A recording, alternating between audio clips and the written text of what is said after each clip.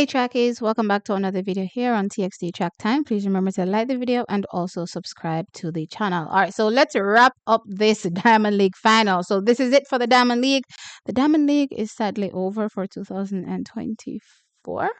Yeah, we're on to 2025 where we're hoping to see much more excitement, especially from a Jamaican perspective. But anyway, interesting of note, I didn't share this in the first video because I was waiting, you know what I mean? So the women's 200 meters was supposed to be a highlight. Unfortunately, it didn't materialize because Sha'carri Richardson seemingly dodged the bullet.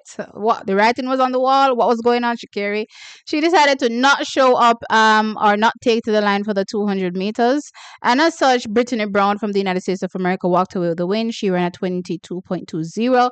Daryl Nita was second, 22.45, and Anavia Battle was third, 22.61 seconds for that clock in. Now, interestingly though, I do believe that even if Sha'carri turned up before what happened in the 100 meters, I did believe that this race was Brittany Brown's race, and she ran to form and walked away with the win here. So no real surprise other than the fact that she being Sha'carri Richardson did not start. And I believe it's given what happened in the 100, I'm not really a fan, trackies, of people giving up in races. You're not going to win everything. I always tell you, no athlete is infallible.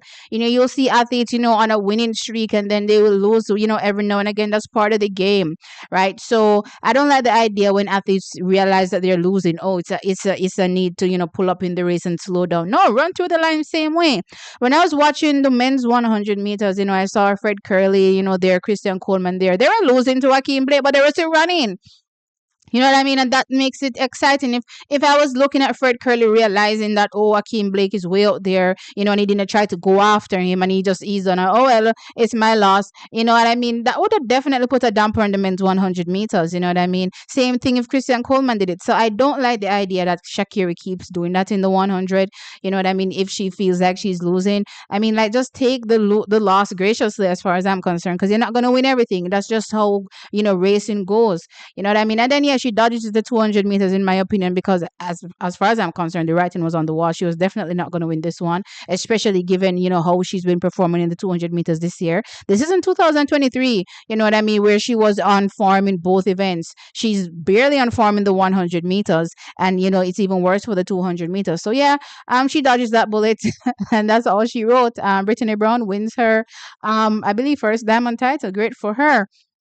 Now let's jump on over to the equally interesting men's 200 meters. Well, no, I believe the men's 200 meters was much more interesting as far as I'm concerned, given the clash between, let's see, the Tobago, the Olympic champion, and Kenny Benerick, the silver medalist from the recently concluded Paris Olympic Games. It was definitely going to be exciting, and what made it even more so was that in the last outing between them both, it was literally down to the wire, with Let's see, literally just snagging that win on the line. But I was like, look here, Kenny Benerick ran a stout race, and he definitely looked very, very relaxed as well. And that's when you run your fastest, when you're not necessarily straining, right? And yeah, it was really shaping up to be a really, really strong competition, and it did not disappoint.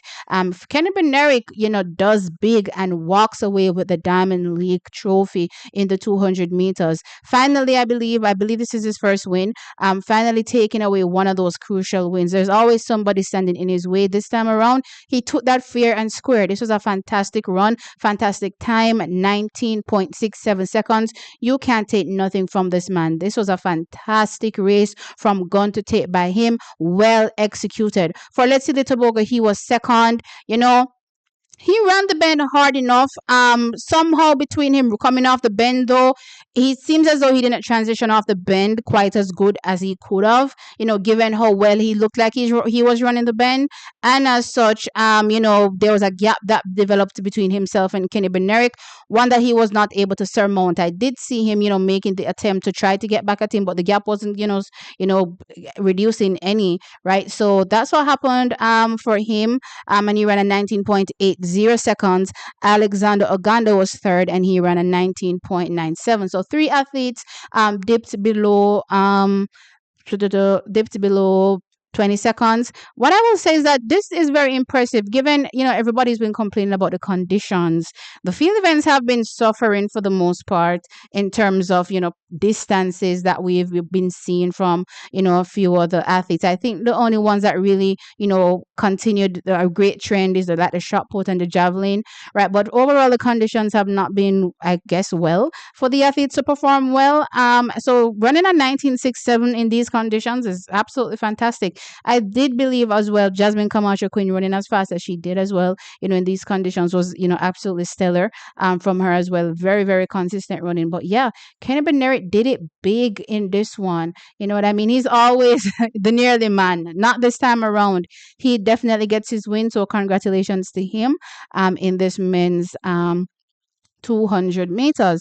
So let's jump over to the women's 400-meter hurdles where, Jamaica has a few mainstay athletes that have been competing in the 400-meter hurdles. Unfortunately, Rachel Clayton not here. She's been running, from early season on the circuit.